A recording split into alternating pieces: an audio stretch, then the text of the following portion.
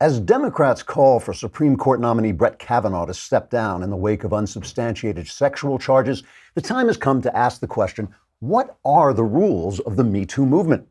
Is it an hysterical witch hunt being used by left-wing hypocrites to destroy the lives and careers of those with whom they disagree so they can protect their fanatical hold on power and prevent the nation from reestablishing constitutional governance after 5 decades of left-wing assaults on our liberty? Or is it, something else? To answer these questions, mainstream media outlets have issued a new pamphlet entitled What Are the Rules of Me Too?, written by ABC political analyst, sometimes known as Howdy Dowdy, or Howdy Doody, or just Doody, especially after one of his TV appearances. The pamphlet begins with an introduction reading, quote, "For too long, women's voices have gone unheard, although not necessarily in my house, where, believe me, if the voice of my ex-wife could go unheard for even half an hour, I'd give 1/10 of my salary to charity. But in other, more peaceful places, women's voices have gone unheard, and it's time for this injustice to come to a shrill, screeching, and endlessly complaining halt," unquote.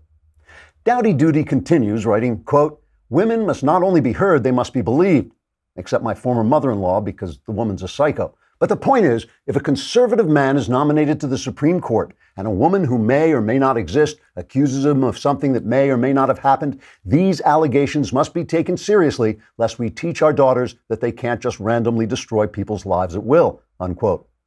In conclusion, Dirty Dowdy writes, quote, "For too long, we have lived by the rule that says a man is innocent until proven guilty. But I say, if we can't ruin our political opponents through unsubstantiated innuendo, then this is no longer the America I love," unquote.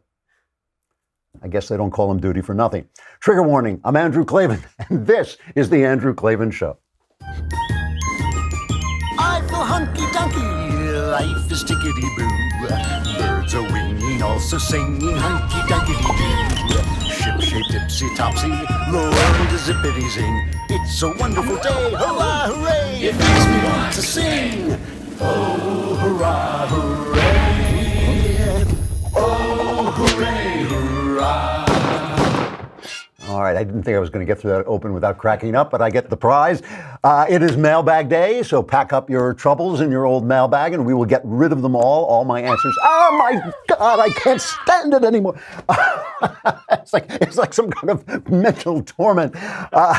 Also, Yom Kippur. I guess you don't say Happy Yom Kippur. It's a very solemn holiday. Ben was explaining it on our backstage show yesterday. It's when they take a day, Jews take a day to repent of their sins. Ben, it's probably going to take a couple days, I would think, given his sins. But he'll be back, and I wish you all a good Yom Kippur. You remember during the financial crisis, Rahm Emanuel, who was going to become Obama's chief of staff and then go on to become the mayor of Chicago and preside over the decline of Chicago into chaos and crime and murder. He said, you should never let a crisis go to waste. And of course, what he meant by that is when there's a crisis, people panic and you can stuff left-wing laws and regulations and ideas down their throats, because normally people protect their freedoms. They want their freedoms, especially in America, where our freedoms are kind of in our blood. We've inherited this tradition of liberty. We know that we're supposed to be free. And so you need a crisis to make people panic and take their freedoms away. I'm watching this Brett Kavanaugh thing as this devolves into really a circus. At this point, is a circus in which the Democrats are really just using this woman's unsubstantiated charges to delay the process. Their hope is that they can delay the process until after the midterm elections so that people up for election, Democrats up for election in red states, won't have to cast a difficult vote against Kavanaugh and then get punished for it at the polls. That's one thing they want. And then in the outside chance they take back the Senate, then they can just delay the Supreme Court pick forever. And that's the plan. That is the plan. It's not about sexual justice. It's not about this woman. It's not about her pain. But they're always, always, always using the same argument. And the argument is you should give up your liberty because feelings, give up your liberty because it's a crisis, because my identity, because I'm a victim, because look at my sad face, give up your liberty. Yes, okay. Humankind has crawled for thousands of years out of the muck of slavery, out of the muck of savagery. You know, it used to be that if you were living a slave of the Pharaoh died, they buried you with the Pharaoh. You were dead. It took thousands and thousands of years for people to crawl up into the idea of individuality. People fought and died. Mothers lost their sons on battlefields. Yes. The Constitution, greatest piece of political writing ever done, ever. And it's a completely unique document enclosing the wisdom of thousands of years. Yes, but I'm sad. Give it back. Give us your freedom back, please, because it's a woman. It's a woman. Are you going to hurt a woman by being free? Oh my goodness gracious, do not do that. She's a victim. She has an identity. Her identity. She's gay, she's black, she's short, she's tall. Give up your freedom because this is a crisis. It is a crisis and we're sad. It's always the same argument. And the argument kind of got its strength, got its power from the restoration of rights to black people in this country, which was a true injustice, and it required federal action against states' rights. Remember, during the time of segregation, when the Democrats were fighting for segregation down in the South, they called them Dixiecrats because they were the Democrats down in Dixie. When they were fighting to maintain the Jim Crow laws that they put in place after the Civil War that they lost, when they were fighting to keep blacks from voting, the Supreme Court had to step in, the federal government had to step in with the civil rights law, and that is the template that they always want to use. But of course, that was an exception because a segment of American citizens were being kept by Democrats, were being kept out of the constitutional system. So it was an exception because they were being deprived of their constitutional rights. It doesn't make any sense to say because they were being deprived of their constitutional rights, we should get rid of the Constitution. No, we should enforce the Constitution in everybody's lives. But in these cases, in all the other cases that come out of this, the gay rights and the women's rights and the Me Too movement, it's always the same argument. The argument is give up your rights because a victim is being oppressed, because their identity is oppressed, because they have the SADS. They feel, look how brave the accuser is, give up your rights. So right now, we've got this guy, Brett Kavanaugh, by all accounts, a guy who's lived an unimpeachable life. Woman after woman has come forward saying what a great guy is. Women who have dated him have come forward. And now this one woman says that 35 years ago, in a drunken party, she can't remember exactly when, she can't remember exactly where, he climbed on top of her, pushed her into a room, locked the door, climbed on top of her, and felt her up, and she thought he was going to rape her. He says he wasn't even at the party. He says he may not even know the woman. He says, that he certainly didn't do it. He's never done anything like this. And so the Republicans, caught in the Me Too trap because the victims and all this, say, okay, due process, let's have a hearing, bring them in Monday. Christine Blasey Ford is now saying, nope, not coming in. This is the latest. Now, it all may change, but the latest is, she said her lawyer sent a letter saying she wants an FBI investigation of her charges, which is absurd because that's not the way the FBI works, right? The FBI investigates federal charges. This would be a state crime if it happened 35 years ago. If it's not a felony, it would be past the statute of limitations. The FBI, when they do a background check, which they've done 6 times on Brett Kavanaugh, if there's a charge, they bring that charge to the Senate, which then investigates, if it wants to, by having a hearing, which the Republicans are offering to do on Monday. But no, because that's not the point. It was never the point. So all we want, all the left and its media, which is basically the mainstream media, want is the emotions to carry you away, to create a sense of crisis, to create a sense of victimhood, a sense of the preservation of these identities that they have invented and they've divided us all into, so that you give up those thousands of years of rights, those rights that were fashioned in blood and death and human thought and human enterprise and climbing. Give them up because it's a woman. It's a woman. It's a woman. So I have to start this by playing this cut of Anna Marie Cox. And I don't want to pick on Anna Marie Cox. She ran this website, Wonquette, where she talked about all the sex people were having in Washington and all this. She became a Christian, I think, about 3 years ago, and I've heard her talk about her Christianity, and it's not my idea of Christianity. She says nobody's born evil, where Christians really believe that everybody's not born evil, they're just born broken, and they do bad things. They have a tendency to do, all of us have a tendency to do bad things. But now this is her standard that she puts forward on MSNBC for how Brett Kavanaugh should be judged if he has to come forward and testify on Monday, which he has said he is more than willing to do. We need to judge Brett Kavanaugh not just on what he may or may not have done, but how he treats a woman's pain. And that is something I'm going to be paying attention to on Monday. How does he respond to what is happening, whether or not he agrees that this happened with her? Does he take her pain seriously? Do the people interrogating her take her pain seriously? Now, I'll give you a spoiler alert. I don't think Brett Kavanaugh takes women's pain very seriously, and I know that because of the decisions he's made as a judge. But I think that to have that unfold on national television live will be quite instructive. Now, follow the logic of that. He's making decisions as a judge, as he has repeatedly said, on the basis of the law, but not on the basis of a woman's pain? You mean the Anglo-American system of law, which is one of the treasures of humanity? It is one of the it's like a cathedral that humanity built. Again, sweat, blood, thousands of years, Anglo-American law, huzzah, but a woman's pain. A woman's pain. And listen, none of us wants to see women in pain. We all have women in our lives. We love the women in our lives. People keep saying to me, oh, if this happened to your daughter, you'd punch the guy out. And the answer to that is because they want to personalize it. They want to make it an emotional thing for me. But the thing is, if somebody did this to my daughter, I would punch him out. But if somebody did this to my daughter and I found out about it 35 years later and the guy had lived an unimpeachable life, I would not punch him out. That would be insane. That would be graceless. That would be unforgiving. It would be inhuman. Of course, if I found out about it 35 years later and the guy had lived a good life since then, I just have to let it go. I'd have to deal with my pain. That's the way it would be. But now it's this kind of bullying idea that somehow the accuser's courage and pain overrides the rights. Here is Brooke Baldwin on CNN. Just listen to the bullying tone here. Well, you want him to have due process. It's the accused who gets due process, right? The accused who gets due process. But what about the woman? I gotta push back a little bit.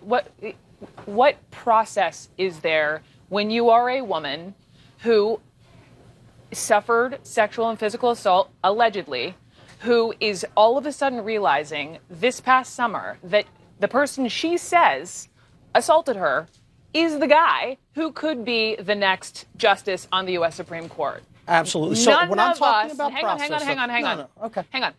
None of us can begin to understand what that process, her own process, looks like, to then have the guts to come forward and write a letter, at first anonymously, because she feared the lashing which has begun. So I'm just saying, when you say the process, hang on. It's emotional bullying. No one can understand what she is doing. Oh my goodness, the pain, the suffering. And again, maybe so. I'm not attacking Christine Blasey Ford. I'm not attacking her. I don't know what she remembers or what she misremembers, but due process is more important than her pain. The Constitution, more important than her pain. Our liberties, more important than her pain. And I know it's sad, we feel for it, but that's not a reason to give up your rights or the rights of Brett Kavanaugh or his judgeship.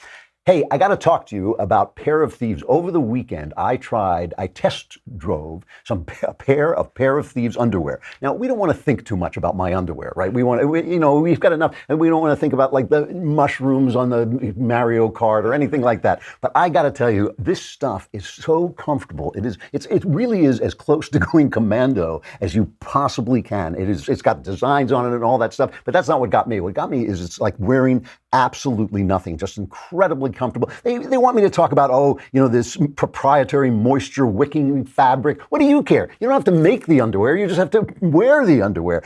One of the guys who made this, he says all his wife wants is to see him in a pair of their Superfit briefs, and his wife is Jessica Alba. So we're guaranteeing you that Jessica Alba will come to your house. No, we're not. But they are incredibly comfortable. And for a limited time, this month only, our listeners get 20% off their first order at pairofthieves.com/Kavanaugh. Klavan. Get 20% when you go to pairofthieves.com/Klavan this month only. Pairofthieves.com/Klavan. As you are wearing them, think of my underwear and you say to yourself, how do you spell Klavan? It's Klavan. All right. So, of course, Joe Biden also said this, by the way. Joe Biden said exactly you remember Joe Biden, the former vice president with the brains of an ashtray. He said, for a woman to come forward in the glaring lights of focus nationally, you've got to start off with the presumption that at least the essence of what she's talking about is real. Whether or not she forgets facts, whether or not it's been made worse or better over time, Biden said. No, you don't. No, you don't. I mean, I'm sorry. If she's courageous, she's courageous. But if she doesn't show up on Monday, they should vote. And by the way, if you're a man, if you have an opinion about this, like me, and you're a man, the senator from Hawaii, Mazie Hirono, I guess her name is pronounced, she has something, a little message for you. Here it is. Of course it helps that there are women on that committee. But you know what? I expect the men in this country and the men in this committee, and many of them, believe me, because we all signed on to this letter to demand an FBI investigation. But really, guess who's perpetuating all of these kinds of actions? It's the men in this country. And I just want to say to the men in this country, just shut up and step up. Do the right thing. Oh, yeah. Yeah, just shut up. Just shut up, man. Because it's all, when you get to the point of, if you're not going to deal with rationality, if you're not going to deal with the law, if you're not going to follow process, and if it's all emotion, it's all bullying. You know who gets this right again? Donald Trump is playing this really well. He's being much more restrained than he usually is. Just listen to what Trump had to say, because it's important. I feel so badly for him that he's going through this, to be honest with you. I feel so badly for him. This is not a man that deserves this. This should have been brought to the fore. It should have been brought up long ago. And that's what you have hearings for. You don't wait till the hearing is over and then all of a sudden bring it up. When Senator Feinstein sat with Judge Kavanaugh for a long period of time, a long, long meeting, she had this letter. Why didn't she bring it up? Why didn't she bring it up then? Why didn't the Democrats bring it up then? Because they obstruct and because they resist. That's the name of their campaign against me. They just resist. And they just obstruct. And frankly, I think they're lousy on policy, and in many ways, they're lousy politicians, but they're very good on obstruction. And it's a shame, because this is a great gentleman. With all of that, I feel that the Republicans, and I can speak for myself, we should go through a process, because there shouldn't even be a little doubt. Because Brett Kavanaugh has feelings too. That's why we don't give up our rights. We stick to the process. All right, let's move on here a little bit and talk about Trump declassifying these FISA warrants versus the deep state. Because I've always said, I've been very clear that I sometimes have trouble with Donald Trump. I've always been very honest about it. But the people who say he is fighting a swamp, a deep state, a government, unelected government that has gotten completely out of control, those people are absolutely right. And you've never seen it as clearly as this, because Donald Trump is talking about declassifying information in this Russia investigation. He wants to show that the FISA court warrant that let them spy on his campaign, that it was based on false, unsubstantiated charges from his opponent, from Hillary Clinton. So he says, I want to declassify this. Perfidious gasbag, John Brennan, right, who had a big hand in starting a lot of this, he goes on and says, oh yeah, he's allowed to do that, but we shouldn't obey his power. I think it's highly inappropriate and unethical for Mr. Trump to take any action that pertains to the FBI criminal investigation of Russian collusion and cooperation with Russia during the election, of which Mr. Trump and close associates are subjects. So that should not happen, that he would be able to take such an action. He certainly has the authority to do it, but I do think it's highly inappropriate. Well, I think Christopher Wray, Director of FBI, and Dan Coats, Director of National Intelligence, as well as Rod Rosenstein, who is overseeing this investigation, should push back against any directive that is going to have negative impact on our capabilities, as well as the investigation. So I think they should continue to push. If Mr. Trump and the White House does not relent, well, then I think they have some decisions to make, whether or not they're going to just not follow that direction and be fired, or to resign. So he has the authority, but the law enforcement should resist the law. Law enforcement should resist the law and resist and obstruct and obstruct. Now, we saw, I'm not going to play this right now, but James O'Keefe at Project Veritas has been doing his usual thing where he goes in with hidden cameras. Caught this guy in the State Department who is one of the Democrat Socialists of America who says, yeah, they can't fire me, so I'm writing Democrat Socialist letters. But earlier this week, Alexandria Google Eyes Cortez, the Democrat Socialist candidate from Queens, was talking to Jake Tapper, and he asked her to explain how she was going to pay for all her projects. And everybody said, oh, she can't explain. So we'll play that because there's another kind of logic here that tells you why the deep state feels as empowered as it does. Your platform has called for various new programs, including Medicare for all, housing as a federal right, a federal jobs guarantee, tuition-free public college, canceling all student loan debt. According to nonpartisan and left-leaning studies friendly to your cause, including the Center on Budget and Policy Priorities or the Tax Policy Center, the overall price tag is more than $40 trillion in the next decade. You recently said in an interview that increasing taxes on the very wealthy plus an increased corporate tax rate would make $2 trillion over the next 10 years. So where's the other $38 trillion going to come from? Well, one of the things that we need to realize when we look at something like Medicare for all would save the American people a very large amount of money. And what we see as well is that these systems are not just pie in the sky. Many of them are accomplished by every modern civilized democracy in the Western world. The United Kingdom has a form of single-payer health care. Canada, France, Germany. What we need to realize is that these investments are better and they are good for our future. These are generational investments so that they're not short-term Band-Aids, but they are really profound decisions about who we want to be as a nation and how we want to act as the wealthiest nation in the history of the world. So everyone made fun of Google Eyes Cortez there. She really does have Google Eyes, I'm sorry, because she couldn't figure out how to pay for these $40 trillion of programs. But that's not what got me about that clip. What got me about that clip is the logic of it. She says this is going to save the American people money and we're going to make an investment. But whose money?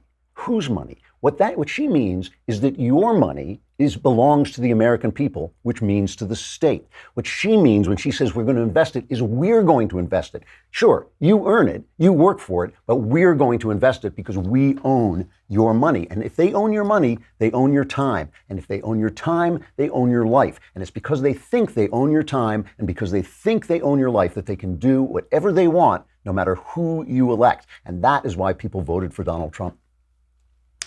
All right, it is time for the mailbag.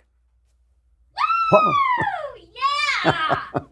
All right, we got a lot of good questions from Jacob. Hello, Klavan. What happened to Lord Klavan? They used to call me the god of the multiverse. I was Klavan. Hey, Klavan. I have a question on grief. All right, sad question here. I lost my mom to cancer last month right after my birthday, and I'm having a hard time grieving over it. Whenever I think about her, I switch to thinking about something else. I feel like I'm not grieving her properly, but I don't know what to do about it. I'm only 20, and I don't have anyone to talk to about this kind of thing, but I don't want to ignore my thoughts about my mom. This question is the first time I've really sat down and thought about my mom since she died. All right. I'm really sorry, pal. It's very tough to lose your parents. It's very tough to lose anybody you love. I've said this many times, but it is worth saying again. Grief is a desert that has to be crossed on foot. And the reason I say that is because it is a space of time that you have to get through, and there's no driving across it. There's no taking a camel or a bike. You got to walk it step by step. Don't feel guilty about where you are right now. You are in this place that you are supposed to be in, where your mind is saying, you know what, it's too much pain. I can't quite deal with it yet. I'm going to kind of put it aside. Just relax and be sad. If you have someone to talk to, it's good to be able to talk to people. If you can't talk to people, sit down and write it down a little bit, because that'll help you focus your thoughts, or talk to God. Go in some place where you're alone and talk to God out loud. Because that'll focus your thoughts. But don't blame yourself for where you are in the desert of grief. You know, a lot of times what happens is grief can go on for a long time. And a lot of times people around you get tired of hearing about it. And they're like, shouldn't you be over this by now? Just take your time, walk across the desert. It is we've all, anyone who's lived for a long time, as I have, has been through the desert of grief. Just walk it, pal, step by step, put one foot in front of another, and you will get to the end of it. And if you believe, pray, because God will let you get to the end of it in a place that is a good place. He'll let you come out of that desert in a good place. From Matthew, I am a proud combat veteran. Well, thank you, Matthew. We appreciate that. And I listen to you daily. While I don't agree with you on some things, I love your viewpoint on freedom. I mean, that's what I fought for all these years.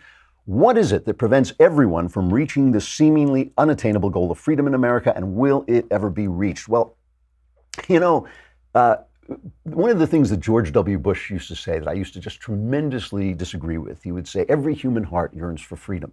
And I used to think, you know, George W. Bush is an evangelical Christian. He read the Bible. If you read the Bible, if you read the story of Exodus, the people are enslaved. They're being whipped. They're being forced to labor under hard circumstances. And Moses comes and he says to Pharaoh, let my people go. And when Pharaoh says no, he brings in, God showers curses on the land, you know, breaks the heart of Pharaoh so that finally Pharaoh relents. The people leave Egypt. They're free. They're finally free. And the waters part. And when the soldiers of Egypt come after them, God closes the waters over their head and they're drowned. And they get out into the desert and suddenly there's no food. And they say to Moses, hey, we were happier as slaves. We had food. We had water. Now we're out. What did you do? Were there no graves in Egypt that you took us out here into this desert? People don't want to be free. They want to be comfortable. They want to be safe. They want everything to go okay. And if that means they have to give up their freedom, they will. That's original sin. That is our brokenness, not yearning for the thing God made us for. God freed us for freedom. He made us for freedom, but we are broken. And so there's something in our heart that says, okay, enslave me, but feed me. Lord Acton, who was the great historian of freedom, wrote that those who support freedom are always in the minority and they always have to make common cause with someone else. And sometimes that someone else is not a very nice person. And so freedom gets tarred with the desires of bad people. So for instance, if a racist says, I should be free to not associate with black people, well, yeah, he should be free to not associate with black people. He's a schmuck, but he should be free to do it. So as you're defending freedom, you get caught tangled up with this bad guy, and it makes you and freedom look bad. And those are the kinds of things we face, the brokenness of the human heart and the fact that it's always a minority who are fighting for true freedom. From Christina, hello, Supreme Leader Klavan. I am a writer and a woman. I love your commentary on men and your discussions on Raymond Chandler and the mean streets. I appreciate that you highlight how we all need to fulfill the honorable requirements. I was wondering if you could expound on that idea for women. As a conservative and a writer, I like the structure of a hero's quest, but I still know from my own life experience that the hero's journey for women is different than that of men. It is. And she says, I'd like to know what you think from a cultural and biblical perspective. You know, this is really true that women's hero journey is different. I've said this before, that the essential story at the heart of every story is, can the woman be loving enough to find a man and create a new generation? And can the man be brave enough to protect her? Those are the things that we're kind of dealing with. And can the man break away from his father? Can he become, the man that he wants to be? And can the woman become the woman that she wants to be? It's not, feminists impose all these ideas of strength and all this stuff. Yes, it does take strength to become a woman and a full woman, but it also takes a certain kind of tenderness and lovingness and vulnerability that men don't always express. The person who writes about this, I have to tell you, and I know is plugging my own family, but is my daughter Faith Moore. She has a website, a blog about Disney princesses, and she talks about how the fairy tales show the women's journey, because fairy tales are one of the great cultural contributions of women to society, because they were all made up by moms telling their kids fairy tales.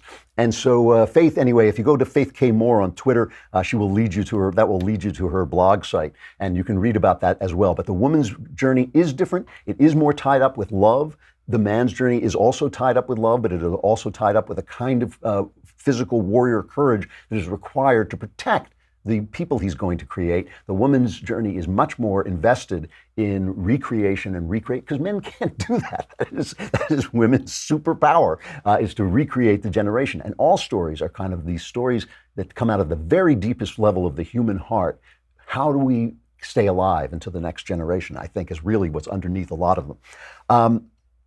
From Isaac, dear Klavan the Wise, about 90% of my family believe in a literalist interpretation of the Bible. However, I think more along the lines of Ben Shapiro and Jordan Peterson when it comes to God and the Bible. How do I convince my mom, for example, that I'm not going to hell? Well, you know what? You don't have to worry so much about convincing your mom. And you know, people have different levels of understanding of the Bible, but the important thing really is their faith and the fact that their faith connects them to God and that God gives them meaning and fulfillment in their lives. You don't necessarily have to argue with your mom about faith. I mean, let her have her version of faith and you have it. You know, these are all metaphors that we use to get to the truth of God. I'm not saying the Bible isn't true. I believe a lot of the Bible is true, but I don't believe it literally in every single place. I believe it has genres in it and different ways of talking about God. But you don't have to convince other people. Let people have their faith, and you never want to undermine people's faith if you can help it, unless they're doing something bad in the name of their faith. From Adam, hello, Andrew. I'm writing this because a recent life event has led me to reread The Great Good Thing. The Great Good Thing is my memoir of my conversion from Judaism to Christianity. And he's particularly reading the sections where you discuss your relationship with your father. At one time in my life, my father was my closest friend. However, as years progressed, he struggled with alcohol abuse, and there was tremendous strain in our relationship. Just as I thought I was on the road to mending the relationship, he died in a house fire this past April. He was only 55 years old, and I'd like to believe that he might have turned a corner. Now I'm left to remember the good about him, but I'm struggling to make sense of the combination of grief, anger, love, and the desire to forgive. Any thoughts? Yeah, again, you know, let yourself struggle with these things, think these things through. You want to be moving toward forgiveness. I did have a very difficult relationship with my father, but I did try to, you know, find forgiveness. And when I found forgiveness, I found it through will. I willed forgiveness. And then the forgiveness, the feeling of forgiveness followed my willing that forgiveness. But be honest with yourself, you know, go through the relationship, sort it through. That's a very painful thing you've been through. Sort it through in your life. Hey, I got to say goodbye to Facebook and YouTube. But come on over to thedailywire.com, and there you can subscribe for a lousy $10 a month or $100 for the year. If you subscribe for the year, you get the Leftist Tears tumbler, but also, more importantly, you get so much. You get Ben, you get Knowles, which, okay, you know, you get Knowles, whatever that's worth, but you also get to be in my mailbag, Knowles' mailbag, Ben's mailbag. You get to be part of the conversation when that comes along. When we do these backstages with our special guests, you get to ask questions there. Good reasons to subscribe. Also, you get to watch the whole thing streaming live right on the website, and we don't have to cut you off as we have to now. Come on over to thedailywire.com.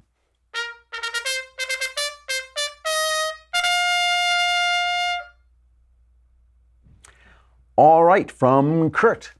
Mr. Klavan, leftist culture and mainstream media always state that fascism and the Nazis are a product of the far right. After watching Dinesh D'Souza's movie Death of a Nation, I'm now questioning this. Mr. D'Souza presented compelling information that these two were a product of the far left. He was basically saying it was the combination of progressive and nationalism, with Nazis also adding racism. He was also stating that the alt-right has more in common with the left than the right. What is your opinion on this? Okay, well, an excellent book to read about this, by the way, is Jonah Goldberg's Liberal Fascism. He goes through the entire history of it. It's a little murky. I love Dinesh. He's a great guy, makes really fascinating movies and writes really fascinating books. But I sometimes think he pushes this argument a little bit too far. Hitler was a man of the left. I think that is fair to say. But Nazism, with its intense nationalism, which in Europe is usually associated with being a conservative, with being right-wing, Hitler with his nationalism was kind of a hodgepodge. He was also a psychopath. He was an evil psychopath. And so that doesn't really have a party. Believe me, nothing will protect you if you are an evil psychopath. You can be an evil psychopath on the left. You can be an evil psychopath on the right. But here is the thing. The categories in Europe are different from the categories here. And that's why when you read a newspaper and it says far-right party in Britain or far-right party in France, it's different. Why? Because they don't have a constitution that they are trying to conserve. When we say here that we are conservatives, we are trying to conserve the Constitution. When we want a constitutional literalist on the Supreme Court bench, it's because we're trying to conserve the rights of man. That has never been a conservative point on the far right, certainly in Europe, on the far right, nationalism, blood and soil. I get this all the time, by the way, from people on the right here, and I guess it's the alt-right, where I'll say America is an idea. America is a creed. That's what the founders believed. America is a creed. It is something you can ascribe to, you can subscribe to the idea that all men are created equal, that we have rights given to us from God, that the government is there to protect our rights. That is, as far as I'm concerned, what we are trying to conserve as American conservatives. Has nothing to do with blood, has nothing to do with soil. It happens to be here on America. What would you be if you didn't love your native land? You would be some kind of empty shell of a human being. What would you be if you didn't love your native land? But having said that, yes, nationalism can go too far. So my point about Hitler is Hitler grows out of several trends in European history. The anti-Semitism, which was a absolute embedded idea in Europe. The nationalism, again, not particularly a left-wing idea, but they were National Socialists. They were fighting the communists, but they were National Socialists. Hitler was a man of the left. All that means is when the left immediately calls you Hitler, you can strike back by saying, hey, Hitler was a socialist, okay? If you want to get into that level of argument, that's what it is. But if you want to look at it a little bit more deeply, it's a little murkier than that. All right. Hello, Supreme Leader Klavan. Now we're talking. Now we're getting back to what's on my business card. I'm a writer. Oh, I think I did that one already. And I'm actually running out of time, but I'll do one more from John. My college roommate was born and raised in China, but has become more libertarian as he's lived here. He wanted to ask if communism is a result of actual need or simply a result of want and greed. Has it ever worked? It never works. It never works because the logic of communism is the logic of slavery. We were talking about this with Alexandria Google Eyes Cortez. The logic of communism is that your work, what you own, what you have created belongs to the state. And that's why it always devolves. It always devolves into slavery. It always devolves into cruelty. Plus capitalism, this is so strange. Capitalism has lifted so many people out of poverty around the world. And wherever you have rule of law, free trade, property rights, capitalism, you have these incredible, glorious benefits. Why? Because it uses the human soul, human nature, to create the economy. It uses freedom to create the economy. And that is, it's kind of a miracle. It's all choice. It's all, oh, look, I made an iPhone. Ooh, I want an iPhone. I'm willing to give you some of my money for that. I mean, that is a beautiful thing. Even greed, even your greed, starts to serve my need under capitalism. But when you put it all on the state, it all devolves into power. It all becomes about I own what you made. I own your money. I own your time. I own your life. Even if it worked, it would be immoral. But it never works because it doesn't have the brilliant genius of capitalism and the brilliant genius of freedom. All right, time to move on to Tickety-Boo News.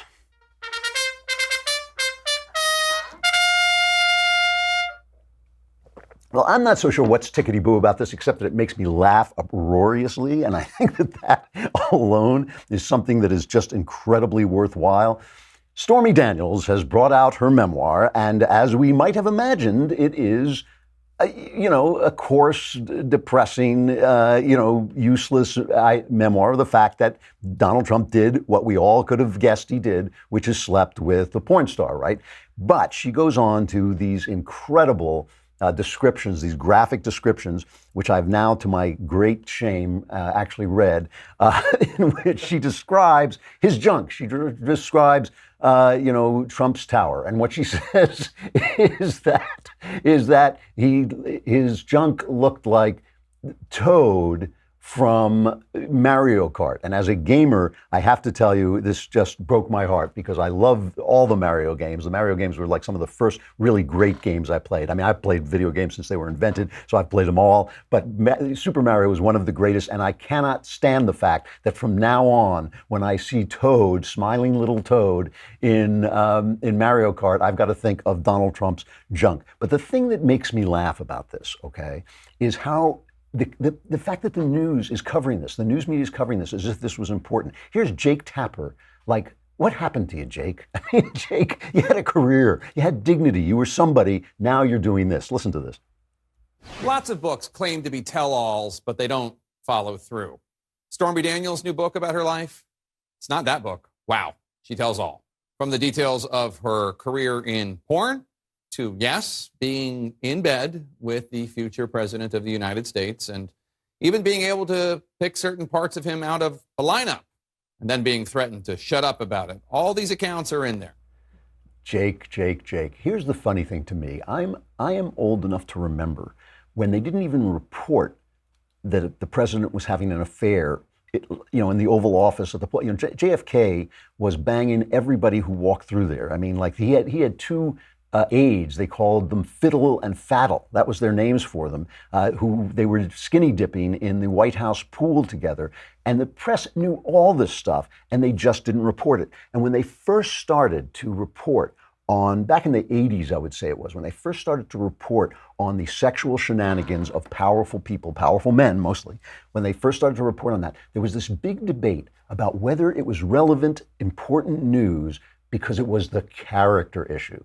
And I made fun of this. I wrote this novel, True Crime, which became the Clint Eastwood movie. And in that, he says the character issue is just a way of reporting about sex. All we want to do is report about sex. Why? Because people want to read about sex, because people are salacious and they're judgmental and they're gossipy and they want to talk about sex, so they will turn sex on. So while they were sitting there with their serious faces, just like today, they're sitting there with Brett Kavanaugh with their serious faces when it's all about politics, when they were talking about the character issue back in the 80s, they were really just talking about sex. That's all they wanted to do. So now we have moved on, and now we have the horrible concept stuck in our head forever. Like I used to, I've been walking around for days going like beep, beep, beep, beep, beep, beep, beep, beep, beep, beep, beep, because I'm singing the Mario theme song because this thing is stuck in my head. And now forever we have it stuck in our head that Donald Trump is walking around with Toadstool from Mario Kart in his pants. And that's the character issue. That's the serious character issue. On top of this, the guy, one of the people who wrote for Sesame Street now says, yes, I'm a gay man, and Bert and Ernie were gay. They're puppets. They're puppets. They haven't even got Toadstool. They're just puppets. They don't have to be gay. They can just be pals. They can just be friends. And if you want to think of them as gay, go ahead, but leave us alone. Leave us alone. Your sex life doesn't matter to us. It doesn't matter to us. And by the way, Frank Oz said, he's the guy who created Bert and Ernie, and he says they're not gay. They're friends. Of course they're just friends. We saw it on the air. They were pals. They were friends. These guys with their obsession about sex, they will ruin everything. It really does. It really does. You have a right to be entertained. You have a right to watch Bert and Ernie. You have a right to play Mario Kart without these clowns getting in your head with their filthy ideas. All right, I got to say goodbye. It's been great. We will have Glenn Beck here tomorrow, will we not? I believe we will. The great Glenn Beck. I'm Andrew Klavan. This is The Andrew Klavan Show. We'll see you then.